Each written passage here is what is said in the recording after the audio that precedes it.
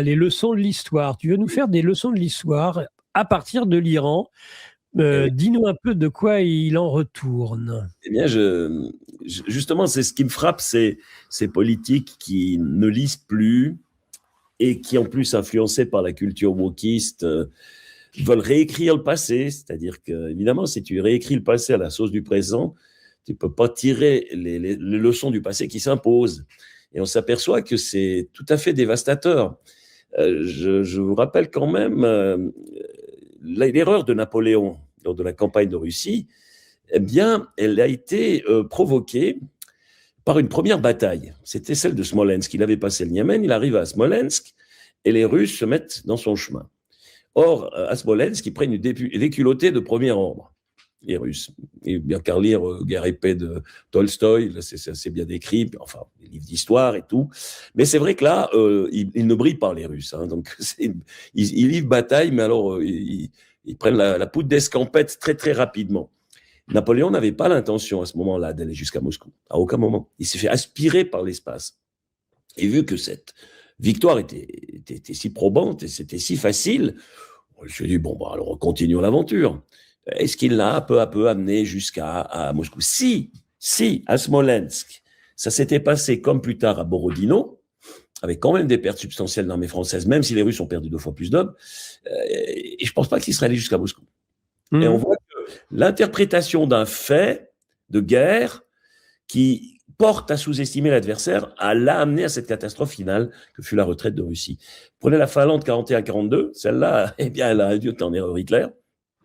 Les Russes, 300 millions d'individus qui mettent 2 ans pour mettre à genoux les 5 millions de Finlandais, les Allemands se sont dit, non mais attends, l'équipe là, moi avec mes 156 divisions, je les prends avant le déjeuner. Donc, de nouveau, un fait historique qui porte à sous-estimer l'adversaire, et boum.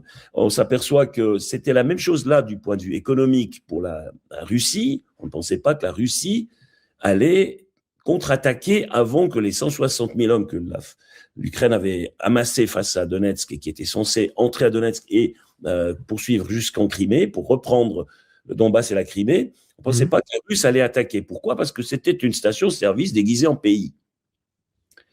Bon, là, actuellement, on aimerait bien avoir une station-service déguisée en pays. Ceci dit, soit en passant, puis surtout une station-service bien fournie. Et maintenant, on en arrive à qu'est-ce qui a induit en erreur Trump concernant l'Iran. Ah ben, c'est pas du tout. Je pense qu'il se serait éventuellement intéressé à l'Iran. Non, c'est le Venezuela. Ah oui. Il est entré, il a kidnappé, il est ressorti facile, enfin, disons, avec relativement peu de problèmes, il y aurait quand même eu quelques cadavres de plus que ce qu'on a voulu nous faire croire, mais enfin bref, ça s'est quand même passé de manière assez extraordinaire et aisée, et il s'est dit, bah, bon, ça a marché au Venezuela, bon, ça va marcher en Iran. Alors c'est là qu'on voit quand même la limite de ce genre de réflexion et les leçons de l'histoire. Donc, prendre un élément et en faire un principe général. Bon, puisque ça a marché au Venezuela, ça va marcher en Iran. Non, attends, excuse. Juste fais une comparaison. C'est quoi le Venezuela? C'est quoi l'Iran? C'est où la situation géographique? Quels sont les intérêts géopolitiques? Quels sont les alliés? Où sont situés les alliés? Non, mais il y a toute une analyse à faire. Est-ce qu'ils se sont préparés ou pas? Parce que, à ce que je sache, le Venezuela, lui, il n'a pas mis 40 ans pour creuser des tunnels, hein, etc. Ce genre de phénomène. Et c'est là où je me dis, je comprends mieux, en prenant cette petite liste-là que j'ai révélée, pourquoi l'être humain, il n'apprend rien de l'histoire, parce qu'il la sous-estime, on l'enseigne de moins en moins à l'école. Donc ça a perdu, en tout cas en Suisse, c'était une branche principale, ça a perdu un statut qui était beaucoup plus important dans le passé, ça l'a perdu. Et on sous-estime l'histoire parce qu'on pense que l'histoire, c'est le passé. Et dans le passé, on a tout fait faux. Et il y a maintenant le wokisme qui nous dit, il faut vous réveiller. Donc, d'abord, vous allez faire acte de contrition, vous allez me réécrire ce passé. Vous allez réécrire les œuvres aussi, les contes pour enfants, ça va pas, ça c'est baiser non consenti de la Belle au bois dormant, mais c'est pas possible ça. Vous voyez, a-t-elle dit non, hein? Y a-t-il eu une décision judiciaire pour permettre le baiser, hein? Puis la grenouille qui se transforme en prince, là, ça va pas, ça. Donc, c'est un mépris pour la vie batracienne. Probablement. On a un truc. Ça va pas, il faut réécrire tout ça. Je rigole un peu, mais c'est exactement ce qui se passe. Et c'est affligeant. Et dommage qu'on ne revienne pas à des politiques qui aient une certaine... Puisqu'on n'a plus des gens qui ont l'expérience d'une vraie guerre, telle que fut la Deuxième Guerre mondiale, on n'a plus vraiment ça. Donc, ils ne peuvent plus puiser dans leur vécu pour avoir la sagesse de ne pas répéter l'erreur à l'avenir, qu'au moins, ils puisent dans les erreurs du passé. Mais je veux dire, ça, c'est la chose que chaque être humain fait dans sa vie. Moi, j'ai fait des erreurs dans ma vie. Ben oui, j'en ai tiré des conclusions. Enfin, puis après, j'ai modifié certains paramètres parce que je me suis dit, je vais quand même pas refaire la même erreur. C'est ce que, quand j'étais chef du département, je disais à mes chefs de service, ils venaient, ils essayaient de trouver des excuses parce qu'ils s'étaient plantés. Je dis, mais moi, je veux pas avoir d'excuses, je veux juste savoir comment je vais essuyer les plâtres. Par contre, le fait que tu te sois trompé, ça me prouve une chose réjouissante pour l'administration, c'est que tu as fait quelque chose. Alors, si tu peux éviter de faire tout le temps la même erreur, là, ça m'arrangerait. Fais preuve d'imagination, et la prochaine fois, tu fais une autre erreur. Comme ça, tu apprends de nouveau quelque chose. Et puis moi, j'essuierai de nouveau les plâtres. Alors, les gars, ils me regardaient comme si je venais from outer space. C'est qui ce gars? Et pourtant, c'est le bon sens même. Enfin, bref. Excuse un peu ma voix, mais j'ai une bronchite ces derniers jours. Oui. J'ai un peu une voix d'outre-tombe, là. Je suis au même endroit que les slips de Nantes. Alors, oui, bah, écoute, il est vrai que Trump a été le premier à surestimer sa victoire au Venezuela, en disant j'ai gagné en 45 minutes, donc ça va être pareil. Et alors, tu as vu qu'il était allé jusqu'à dire que s'il avait été chef de l'État à l'époque, président des États-Unis d'Amérique, eh bien, il aurait gagné en très peu de temps la guerre du Vietnam. Oui, d'accord. Eh bien, on est en train de voir... Tu n'avais pas entendu ça? Celle-là, je n'avais pas encore entendu. Il y a 3 jours, il a dit j'aurais gagné. Moi, si j'avais été président à cette époque, j'aurais gagné très rapidement la guerre du Vietnam. Eh bien, on voit que, en tout cas en Iran, ça n'a pas l'air de fonctionner. Mais bon. Alors, la suite, Russie, Chine, la protection militaire des cargos. Oui, alors, les Russes ont commencé avec ça, parce qu'on se posait la question, en tout cas, je me suis posé la question lors de nos dernières émissions, j'ai quand même trouvé un peu étrange.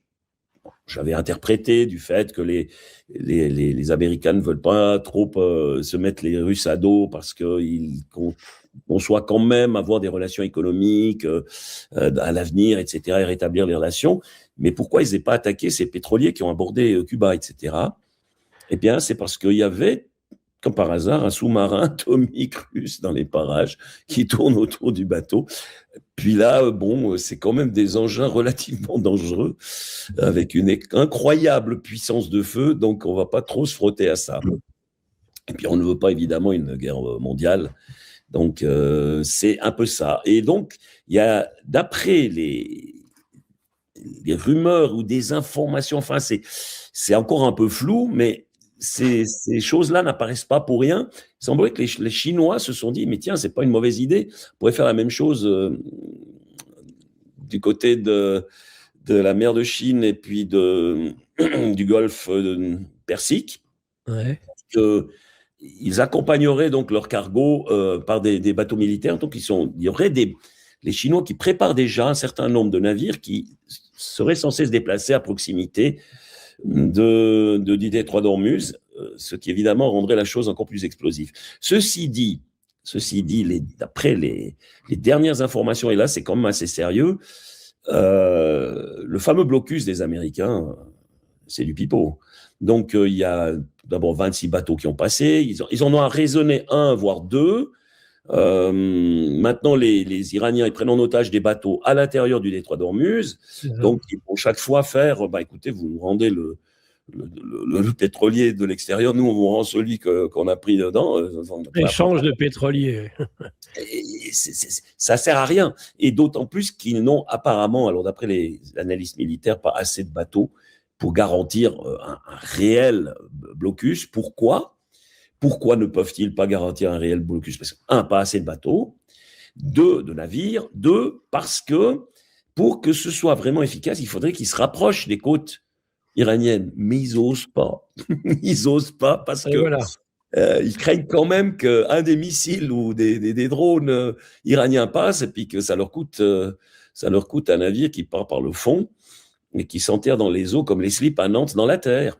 Donc, il reste à distance, ce qui fait que les mailles du filet sont beaucoup plus grandes, ce qui fait que, en restant même dans les eaux territoriales, les bateaux finalement peuvent passer et que ça devient des opérations un peu quand même risquées d'aller intercepter ces bateaux. Maintenant, si en plus les Chinois veillent à ce que ça passe, ça va être difficile. Ceci dit, même si ce blocus devait fonctionner, même s'il devait fonctionner, il ne faut pas oublier que il y a quand même toujours la possibilité pour les Iraniens de carrément alors faire un chantage régulier, donnant, avec tous les navires qui sont bloqués dans le détroit. Donc déjà, ça, c'est la première mesure. Et qu'ensuite, ils ont des liens directs quand même. Ils ont une ligne, elle est là, qui relie directement Téhéran à Pékin. Donc, on peut passer par le train. C'est clair que c'est moins idéal, mais on peut quand même, en tous les cas, acheminer de la marchandise, etc. Et qu'il y a la ligne par la mer Caspienne, donc la ligne nord-sud qui vient de Russie, qui, elle, est aussi active. Ceci dit, là maintenant, qu'est-ce que fait Trump? Que font les Américains? Si je prends par rapport à ce blocus et ces problèmes-là, ils jouent la montre. Parce qu'ils ont clairement perdu. Donc Trump, je crois que c'était 1 heure ou 2 avant d'annoncer un cessez-le-feu sans limite de temps, donc un cessez-le-feu indéterminé dans le temps. Il annonçait qu'il allait détruire chaque pont, chaque usine de production de quoi que ce soit, chaque lieu d'extraction du pétrole, de raffinerie, et qu'il allait complètement aplatir tout ce qui bouge en surface en Iran. Et puis 1 heure, 2 heures après tout, qu'il annonce cessez-le-feu. Donc, il a perdu. On le disait déjà dans cette émission, si tu menaces, tu dois pouvoir... il faut assurer derrière. Tu as menacé, tu es obligé de punir. Tu fais ça avec tes enfants, tu les menaces, et s'ils contreviennent, s'ils passent outre la menace, eh bien, il va falloir quand même montrer que c'était sérieux. Parce que de proférer sans cesse des menaces sans les réaliser, tu n'es plus crédible. L'enfant, il se moque, il se dit, de toute façon, il n'y a jamais rien qui suit, donc je vais continuer à faire du tout. Et c'est exactement la même chose ici. Maintenant, la question est de savoir qui tient le plus longtemps. Alors, je fais un pronostic, je pense que les Iraniens tiendront plus longtemps. D'abord parce qu'ils ont des amis qui ne peuvent pas les laisser tomber, et qu'ils ont des liens avec ces amis directs. Donc, ils n'ont pas besoin de traverser des mers, de traverser des goulots d'étranglement, ou bien je ne sais quoi. Non, c'est direct. Ils peuvent directement. Et ils ne sont pas isolés. C'est beaucoup moins, par exemple, que l'était le Venezuela. Oui. Avec en plus la proximité avec les Américains, donc c'était quelque chose de très différent. Ici, on peut continuer à commercer, on peut continuer à faire entrer ce qu'il faut, le nécessaire, on a les soutiens qu'il faut pour tenir. Puis ensuite, parce que l'Iran est dans la position morale avantageuse d'avoir été agressé. Donc, on peut critiquer les mollahs et tout ce qu'on veut. Donc, au départ, c'était eux les méchants. Mais maintenant, il y a de moins en moins, en tout cas dans les 70% de la population qui ne lisent pas la presse quotidienne occidentale, on se rend très très bien compte qui est le salaud dans l'affaire. Le principal salaud, c'est le petit et le grand Satan, hein, c'est Israël et son suppôt américain. Donc ces deux-là ont agressé. Et donc ça donne une assise morale assez forte aux Iraniens, d'autant plus avec toutes les déclarations de Trump. Et on voit très très bien l'intention de créer le Grand Israël, ça aussi c'est plus masqué du tout. Donc les Iraniens se disent, c'est simple, soit nous on survit, et c'est une victoire, pour le moment c'est une victoire pour eux, soit c'est Israël, c'est le grand Israël, mais il n'y aura pas les deux. Ce sera Ouais. presque... Et donc, c'est une question de survie, ce qui donne évidemment beaucoup de résistance. C'est pour ça que les Allemands, on se demande pourquoi les Allemands, jusqu'en mai 45, ils ont continué à soutenir Hitler. Mais c'était plus pour Hitler, c'était pour sauver l'Allemagne, parce qu'ils savaient ce qui allait suivre, c'est que ce serait dévastateur. Donc, ils ont perdu un tiers du territoire national, et c'était une catastrophe. Et qu'ils avaient déjà eu le mécanisme du traité de Versailles, et puis que ça se répétait de nouveau, en pire. Donc, on s'accrochait, mais c'était pour sauver le pays. C'était plus tellement pour sauver les nazis. Et là, c'est pas pour sauver les mollahs, c'est pour sauver le pays. Et donc, cette résilience-là, qui en plus vient d'une guerre qu'ils ont menée pendant 8 ans contre l'Irak, où ils ont aussi montré qu'ils avaient une forte capacité de résistance, et des montagnards en plus, pour pas mal d'entre eux, contre les États-Unis, ou alors, excusez-moi, la résilience, elle est zéro. D'abord, on voit la population déjà, elle est très majoritairement contre cette guerre. Ensuite, les prochaines élections, on fait un changement de régime, et puis c'est tout de suite, ça change les données, quand même, parce qu'il faudra bien que ceux qui prennent le pouvoir aillent dans un autre sens.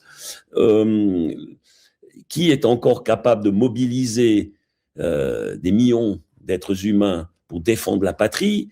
Là, on ne défend pas la patrie, on est des mercenaires pour les Israéliens de l'autre côté de la planète. Ça n'a pas de base morale, ça. Je veux dire, quel jeune Américain, d'ailleurs, ils ont bouché eux-mêmes leurs toilettes pour qu'enfin on les laisse se refaire, quoi. Sur le porte-avions, là, je ne sais plus lequel c'était le Gerald Ford. Gerald Ford, ouais, c'était Gerald Ford. Ouais. Donc, j'ai l'impression que plus le temps passe, plus la situation économique mondiale s'aggravera. Bien sûr que les Américains, ça les arrange éventuellement, parce qu'eux, ils sont sur leur pays continent, tout ce qu'on veut, mais ça a quand même des répercussions indirectes, parce que si toutes les chaînes de production ailleurs s'effondrent, ça aura aussi des répercussions sur les prix aux États-Unis. Actuellement, on voit qu'à la pompe, aux États-Unis, la benzine a continué à monter. Et ça, l'Américain moyen ne supporte pas. Donc, it's the economic stupid, disent-ils toujours. C'est exactement ça qui fait tomber les présidents aux États-Unis. Donc, Trump, à mon avis, il est vraiment mal barré, quoi. Là, il est vraiment, vraiment, vraiment mal barré. Alors, il se dit que sa base, son socle électoral tient, d'après les sondages. Oui, mais ça ne suffit pas pour gagner une élection. Et si son socle tient, il a un socle qui tient parce que lui aussi, là-bas, il maîtrise pas mal les médias, puis les Américains sont les Américains, ils ne voient pas le monde comme nous. Mais pour gagner la dernière fois, il a quand même dû aller chercher des électeurs dans des swing states. Et les swing states, c'est pas sa base nécessaire, non, c'est ça. Donc, s'il perd les swing states, il va perdre les 2 chambres. Et puis, à ce moment-là, bon, il risque aussi, mais ça, c'est discutable. S'il risque le impeachment, donc la destitution. Moi, je pense que si les démocrates sont réellement intelligents, ils le laissent en place. Parce qu'il sera de toute façon dans l'incapacité d'agir s'ils ont les 2 chambres. Il pourra faire quelques décrets comme ça, mais c'est tout. Par contre, ils auront aux élections suivantes avec des républicains parfaitement affaiblis. Si J.D. Vance prend le pouvoir sur les 2 ans, on ne sait jamais. On ne sait jamais, ça pourrait tout à coup s'avérer être un type qui fait quelque chose de bien, on ne sait pas. Peut-être qu'il est aussi nul que Trump, je ne sais pas, mais peut-être qu'il est bien. En tout cas, lui, il n'était pas ami du tout de cette aventure iranienne. Donc, ça montre déjà qu'il doit avoir un peu plus de neurones que la plupart des conseillers du président. Mais bon, alors ils ne veulent pas courir ce risque, donc ils laisseront Trump, et puis 2 ans après, bon, ben voilà, ça sera le raz-de-marée démocrate, ils vont tout redéfaire ce que Trump a fait, mais au fond, l'agenda, comme je le dis, l'agenda restera, puis ce sera toujours ils tireront aucune leçon, sauf s'il devait y avoir l'émergence d'une 3e force, où tout à coup les Américains en auraient assez de ce duopole, comme en Grande-Bretagne, où on voit que les électeurs en ont assez de cet éternel combat travailliste-conservateur, et maintenant, tout à coup, il y a des forces tierces qui émergent réellement, comme UKIP, enfin l'équipe à... comment il s'appelle, dis-moi le nom. Nigel Farage, et puis étonnamment les Verts, donc, qui aussi semblent émerger. Donc voilà.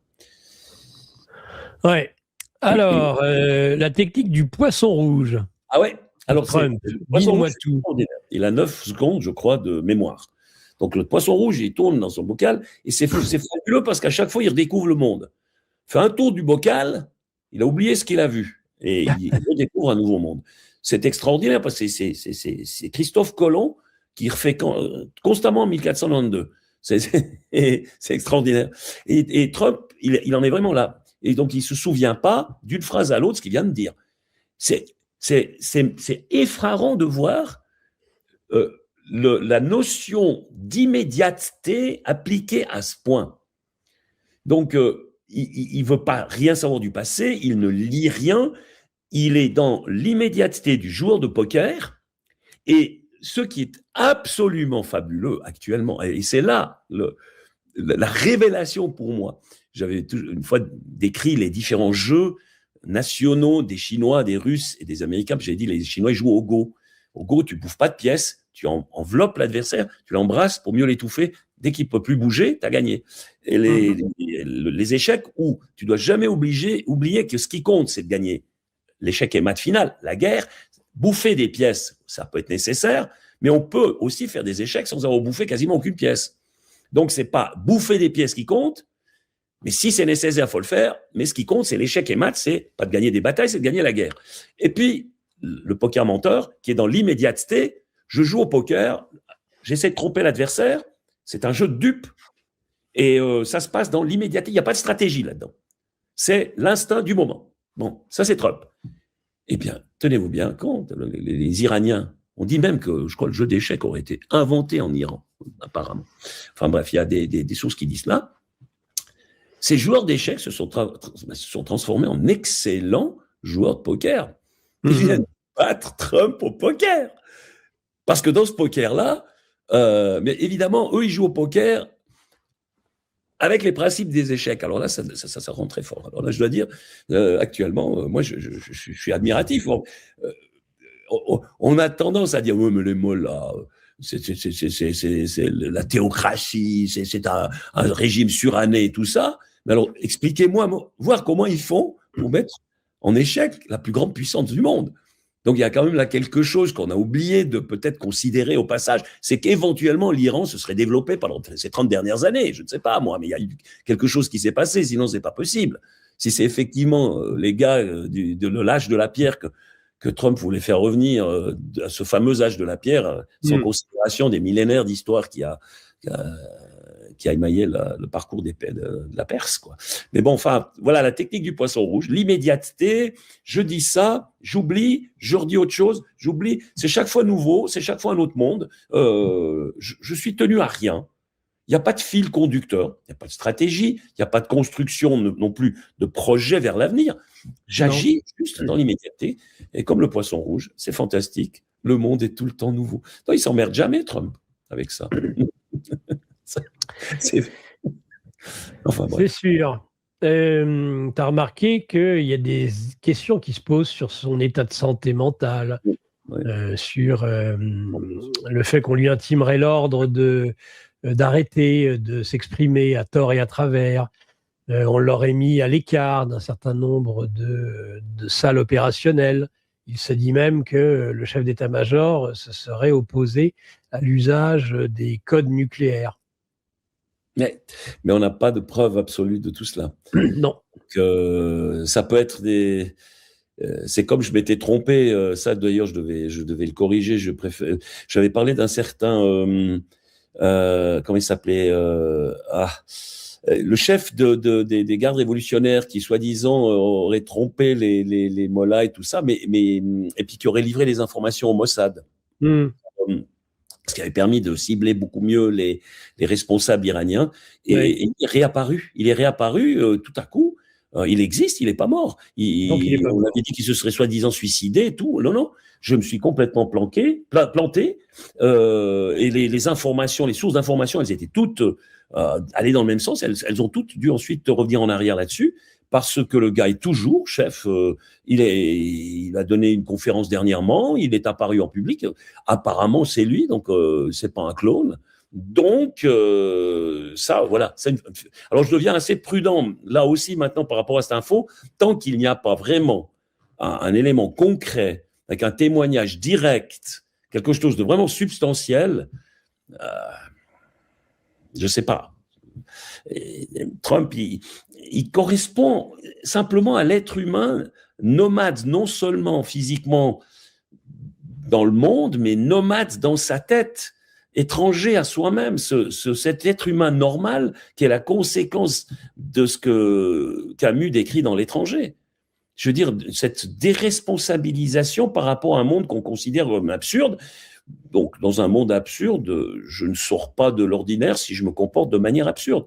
Et c'est l'homme sensé qui paraît être fou. C'est l'inversion complète. Et donc, Trump, il est bien adapté au monde des jeux vidéo, de l'Internet. C'est quoi d'autre? Quelle est la mémoire moyenne d'un jeune qui, toute son enfance, ne joue que sur ces petits jeux vidéo et sur son téléphone portable? Donc, il saute d'une impulsion à l'autre. C'est dans l'immédiateté, tout le temps, tout le temps, tout le temps. Il n'y a pas de mémoire, il n'y a rien qui s'emmagasine parce que ça passe tellement vite que le cerveau n'a même pas le temps d'emmagasiner les choses. Donc, il est l'image même d'un héros de jeux vidéo. Il en est là, juste l'incarnation dans le monde réel. Et c'est ça qui fait que c'est peut-être justement plutôt une maladie de notre époque, une maladie de cette technologie qui est en train de nous bouffer le cerveau, qu'un cas clinique individuel. Et je pense des cas comme lui, mais évidemment qui n'ont pas le pouvoir qu'il a, qui n'ont pas le poste qu'il a, mais je pense qu'il y en a pas mal, de plus en plus des comme ça, qui sont complètement déconnectés de la réalité, et puis qui finissent par confondre leurs jeux vidéo avec ce qui se passe autour d'eux. Pratique. Après, tout à coup, ils prennent un fusil, puis ils vont flinguer des vraies personnes. Et puis ça peut te dire, j'ai tué des êtres humains, puis il y a du sang qui coule vraiment, pas comme dans les jeux. C'est ça le risque. Le drame de notre époque. Enfin bref, voilà. Tout à fait. Allez, on quitte le Moyen et Proche-Orient, même l'Amérique, pour se retrouver en Europe avec la Bulgarie, Radev, qui est la bonne nouvelle après la mauvaise nouvelle, Orban. Ouais. Bah oui, donc voilà, c'est un peu pâte parce que Radev, lui, il a tout à fait compris qu'il a besoin que son plus proche voisin, c'est les Russes, et qu'il en a besoin. Il ne veut pas sortir de l'Union européenne, il n'est pas absolument anti-occidental et tout ce qu'on veut, mais il veut faire ce que voulait faire Yanukovych en Ukraine. Yanukovych, et c'était ce grand péché, hein, il ne voulait pas laisser tomber les Russes pour se greffer uniquement sur l'Union européenne. Il disait non, mais nous sommes un lieu de passage, si nous devons jouer les deux tableaux. Pourquoi? Parce que nous sommes un pont. Et un pont, il ne peut pas boucher une issue. Sinon, il ne fait plus fonction de pont. Donc, c'est inutile. Donc, on coupe nos liens avec la Russie, on n'est plus un pont. On devient un truc qui bute sur un mur. C'est comme le pont de Mitrovica en Serbie. Là. Il y a l'herbe qui pousse maintenant parce qu'il ne passe plus. Donc, il s'est dit, si je veux être un pont, je dois soigner des deux côtés et essayer de faire en sorte, ça n'a pas la quadrature du cercle, faire en sorte que ça convient.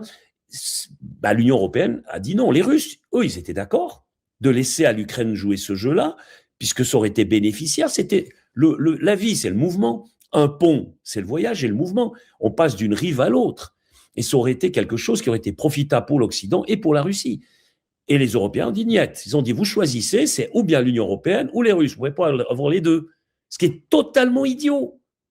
Mais ils sont comme ça. C'est une idéologie de débile. C'est incroyable. Moi, que ces gens peuvent m'énerver, cette Van der Leyen. Mais c'est pas possible d'être aussi obtus et bête. Et alors, Yanukovych, finalement, ça l'a pété en morceaux, donc il est tombé. Radev, il faudra voir maintenant quel sera son avenir. Bon, il a fait là un raz-de-marée, hein, donc ça sera comme un peu plus difficile. Puis maintenant, aller déclarer illégale cette élection, c'est un peu tard, c'est un peu embêté. Ils ont fait ça ailleurs, hein, mais là, oui. Ça semble un peu difficile de le faire. Et puis la Bulgarie, il faut bien rappeler une chose, ils sont sur les... comment dire, de point de vue économique, ils sont assez à gauche, c'est-à-dire la Providence, ces trucs-là, ils sont assez pour ça, mais sur le reste, leurs valeurs, c'est quand même encore très conservateur, et donc très proche, et c'est aussi les Slaves orthodoxes, hein, donc c'est proche des Russes. N'oublions pas que c'est comme les Russes qui les ont libérés du joug ottoman, Donc, il n'y a pas là une aversion viscérale et fondamentale. Donc, ce pays va jouer sa carte. Faut voir, ce Radev, en tout cas, ne va pas cesser d'acheter du pétrole ou du gaz russe, et ces choses-là, ça c'est certain. Maintenant, est-ce que ça compensera Orban? Non, c'est difficile de compenser Orban parce que lui, il avait une position vraiment très très claire. Maintenant, je vois que Magyar, lui, il a donné son accord. Alors, Magyar, lui, oui. Aux 90 milliards, donc celui qui a remplacé Orban, aux 90 milliards qu'on veut donner dans les poches profondes ukrainiennes, mais il attend que réellement le pipeline soit débloqué, qui amène le pétrole russe. Alors moi, si j'étais les Russes, je ferais comme ils ont fait pour le pétrole kazakh, du Kazakhstan. Ben oui, vous pouvez remettre en fonction votre pipeline, mais je ne passe plus de pétrole. Et là, l'autre, il va devoir aller à Moscou, à genoux, n'est-ce pas, le Magyar? Puis on va voir qu'il va devoir rétablir les relations avec la Russie. Il n'a pas dit non jusqu'à maintenant, ceci dit. Lui aussi, il va jouer la carte russe, parce qu'il est forcé de le faire. Clairement. Ben, il n'a pas les moyens. C'est dans son intérêt financier, évidemment. Exactement. Et je me demande s'il fait cela, il sait une chose, c'est qu'en contrepartie, alors l'Union européenne va de nouveau retarder les paiements de tous ces milliards qu'ils doivent à la Hongrie. Donc c'est du chantage à l'état pur. Cette Union européenne, c'est l'URSS version 2.0, c'est tout. Ça n'a rien à voir avec la démocratie, le respect des individus, les droits de l'homme, rien du tout. Quand on voit comment on peut punir un citoyen comme Jacques Beau de manière extrajudiciaire dans l'Union européenne qui prétend répandre les droits de l'homme sur la planète entière. Mmh. On voit comment ils le font d'ailleurs à Gaza et puis au Sud-Liban. Donc, non, mais c'est pas possible. Donc, le monde est réellement devenu complètement absurde. Et ces gens ne se rendent même plus compte de l'absurdité de ce qu'ils font parce que c'est des matérialistes athées. Ils sont tellement concentrés sur leurs propres intérêts, leurs propres avantages, sur la matérialité de l'existence. Il n'y a aucune spiritualité là derrière. Donc, il n'y a aucun enracinement, aucune profondeur, aucune durabilité. C'est vraiment au coup par coup, comme au casino. On est dans un énorme casino. Et les gars, ils jouent au plus bonheur la chance. Tu perds, tu gagnes. C'est que ça. Et c'est vraiment, moi, ça m'inquiète pour l'Europe, ça m'inquiète énormément. Moi, je n'ai pas l'avenir, en tout cas, il me semble tout sauf rose. Parce que je ne sais pas comment on va compenser. Là, les Allemands, ils disent, oui, non, mais il n'y a pas de problème, on peut compenser le pétrole, ou c'est le gaz, je ne sais plus si c'est le pétrole ou le gaz kazakh. Le gaz, oui, le gaz kazakh, oui. Je ne sais pas comment ils vont faire. Je ne sais franchement pas comment ils vont faire. À moins qu'il y ait de nouveau, qu'il y ait un changement, mais il n'y a pas. C'est une alliance entre la carpe et le lapin. Et puis ça tient, parce que je te tiens, tu me tiens par la barbichette. Et puis si on lâche la barbichette, c'est le troisième larron qui gagne, et c'est l'AfD qui arrive au pouvoir et qui risquerait de faire une politique sensée. Mais vous imaginez le scandale, une politique sensée dans un monde absurde. On ne peut pas permettre ça. Il faut du Trump, il faut des absurdes, il faut du débile mental, il faut du narcissisme macronien, il faut de la veulerie et de la lâcheté starmerienne, ce Starmer, comme il se défend, comme c'est toujours les autres la faute, parce que Mendelssohn, il n'a pas pu savoir parce qu'on lui a menti, etc., alors qu'il était parfaitement informé, il sait très très bien pourquoi il a repris le copain de Tony Blair et tout, c'est gros comme une maison. Mais non, c'est fini, les De Gaulle qui disent « Ah, mais Français, vous ne m'avez pas compris, donc je démissionne, allez vous faire foutre. » Ça, au moins, c'était du caractère. Ici, c'est fini, ça, il n'y a plus. Non, mais attends... On continue à jouer, on veut rester dans le jeu, et toutes les vilainies sont permises, tout est permis, pourvu qu'on reste dans le jeu, pourvu qu'on soit éjecté du carrousel, là, qui tourne là, sur la foire d'empoigne de la politique mondiale. Non, mais ouais, bon, ben voilà, moi je viens d'un monde, il me semble que c'était pas comme ça du temps où j'étais adolescent, il me semble que il y avait encore des gens qui croyaient ce qu'ils disaient, plus ou moins. Enfin, même ça. T'imagines le degré de corruption aussi qui pousse justement à rester dans le carrousel, parce que ces 90 milliards là pour les Ukrainiens, tout le monde va se servir. 60 milliards déjà à l'industrie d'armement de l'européenne elle-même. Donc, ce n'est pas 90 milliards qui vont à l'Ukraine, il n'y a que 30 milliards qui vont, et puis ensuite, encore, il y a une division. Mais il y aura un bon 10% qui part dans les poches des néo-nazis là-bas. Non, ça c'est garanti, ça c'est déjà programmé. Mais c'est clair, comme tu dis, ça sera partagé. Non, mais là, c'est le pactole. Hein. Il y a du rififi pour le pactole. Non, oui, parce que voilà, c'est soi-disant un prêt, mais on sait que c'est pas un prêt. Cet argent ne sera jamais remboursé par l'Ukraine, jamais. Aucune chance que ce soit remboursé, c'est perdu, c'est un don. Prodeo gracias. Et ça ne sera jamais remboursé, ils n'ont pas les moyens, donc il ne faut pas oublier. Et puis d'autant plus que le remboursement ne peut avoir lieu que si l'Ukraine gagne. Non, mais je pense que malgré toute l'absurdité du monde, je ne pense quand même pas que honnêtement, les gars de l'OTAN et de la CIA pensent encore pouvoir gagner la guerre de Russie, d'Ukraine. Là, j'ai peine à imaginer qu'ils puissent imaginer entrer en triomphateur dans Moscou. Enfin, j'ai un peu de peine à croire ça, mais bon.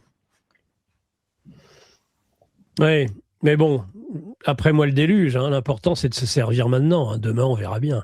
C'est le contribuable qui paiera, c'est le contribuable européen. Exact. C'est la grande masse.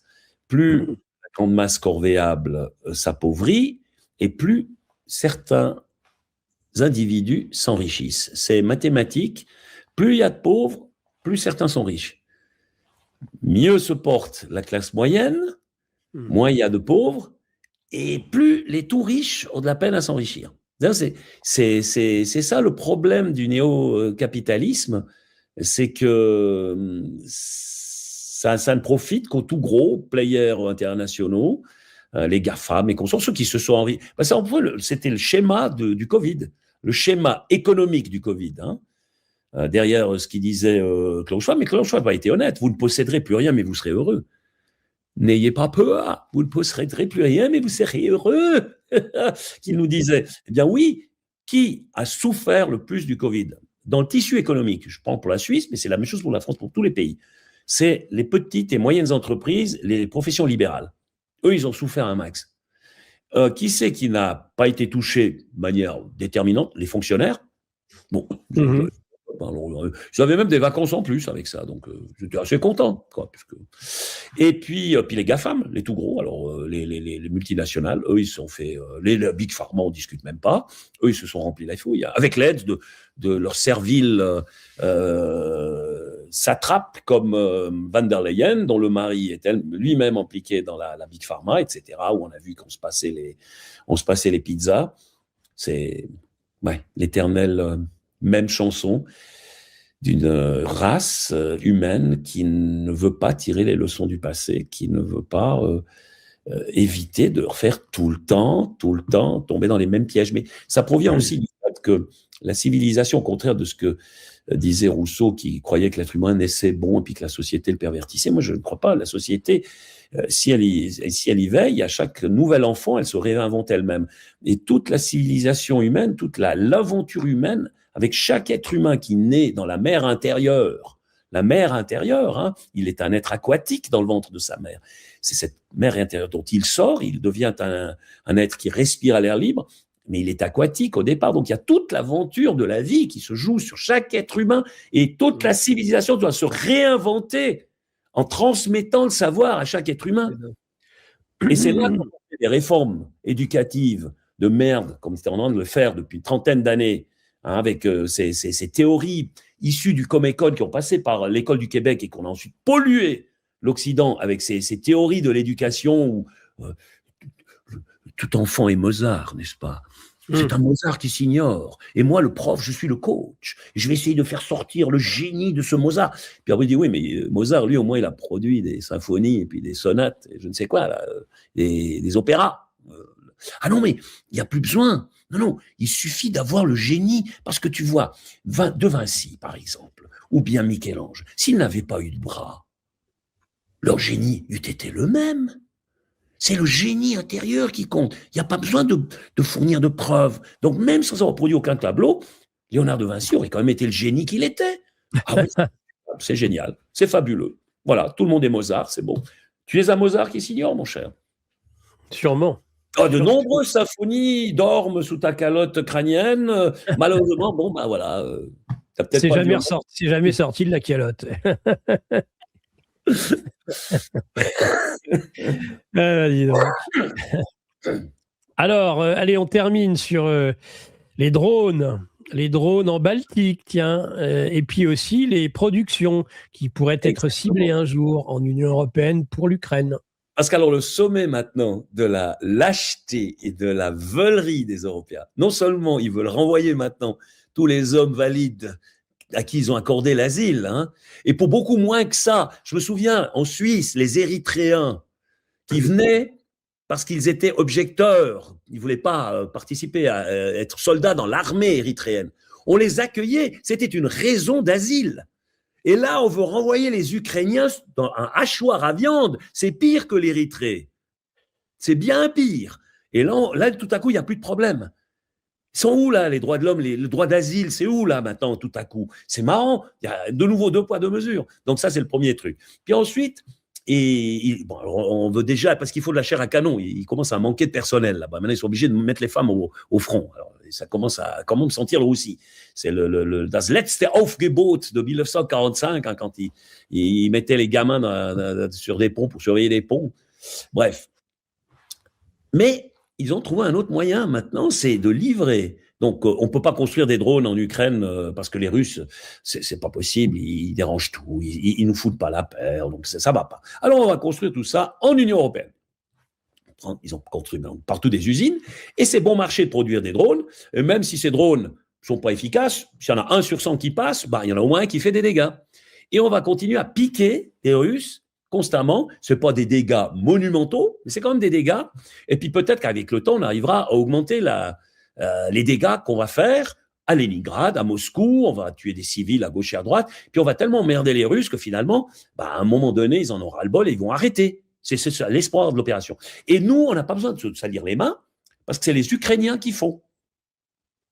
Là, il y a un petit problème, c'est que les Russes commencent à durcir le ton. Ils disent d'abord, vous utilisez l'espace aérien des pays baltiques pour venir bombarder les terminaux pétroliers à proximité de Leningrad. Alors ça ne va pas, d'accord? Donc, continuez comme ça, mais vous allez avoir mal au nez, hein? Ça va saigner.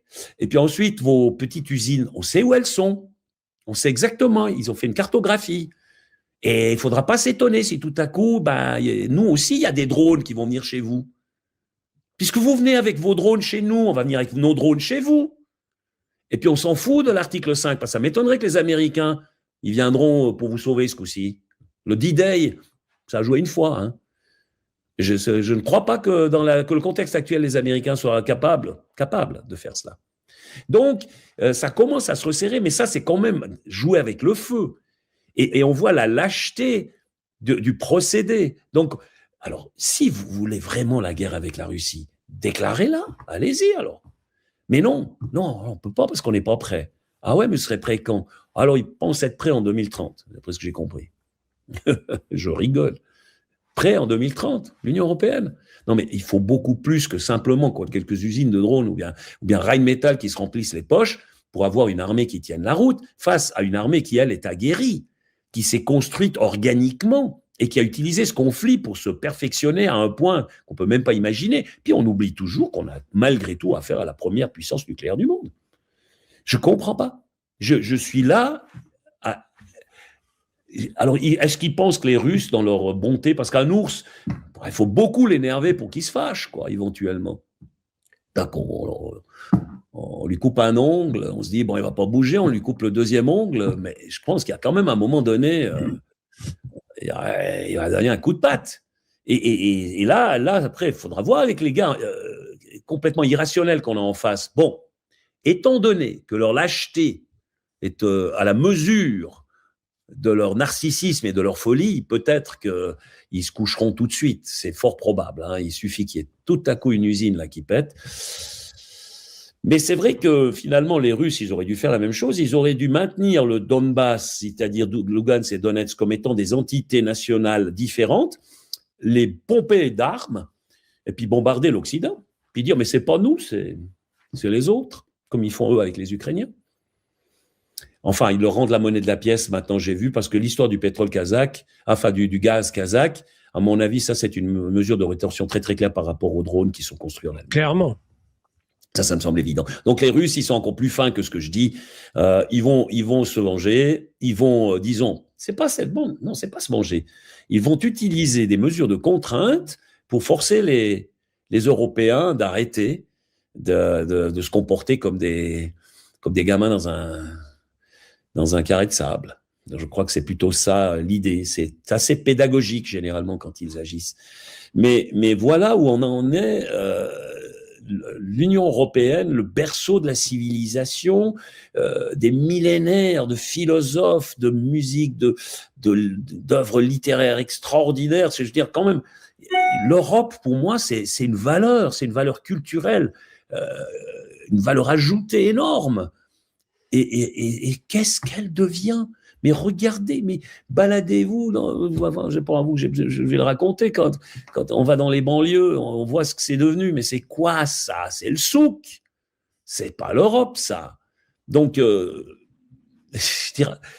y a là une civilisation qui est en train de se suicider, et avec énormément de parallèles. De nouveau, il faut relire. Qu'est-ce qui s'est passé en 476, l'Empire romain qui s'effondre, Romulus qui remplace, il y a eu le Romus au début, et Romulus à la fin, le tout petit Romus, c'est le Romulus qui est le dernier empereur, et les erreurs commises à ce moment-là de l'administration et du gouvernement romain, c'est exactement les erreurs que commet actuellement l'Occident.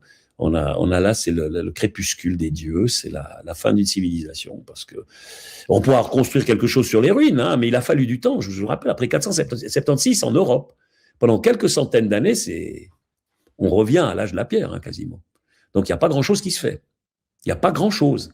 Ça commence par certains endroits, il y a des petits éléments, mais il faut presque attendre l'an 800 avec Charlemagne pour avoir de nouveau quelque chose qui émerge, qui est réellement une forte puissance civilisatrice. Avant, on est entre deux eaux. Hein. Mmh. Les Mérovingiens, d'accord, mais c'est pas génial. Hein. En tout cas, l'an 600, l'an 700, ouais.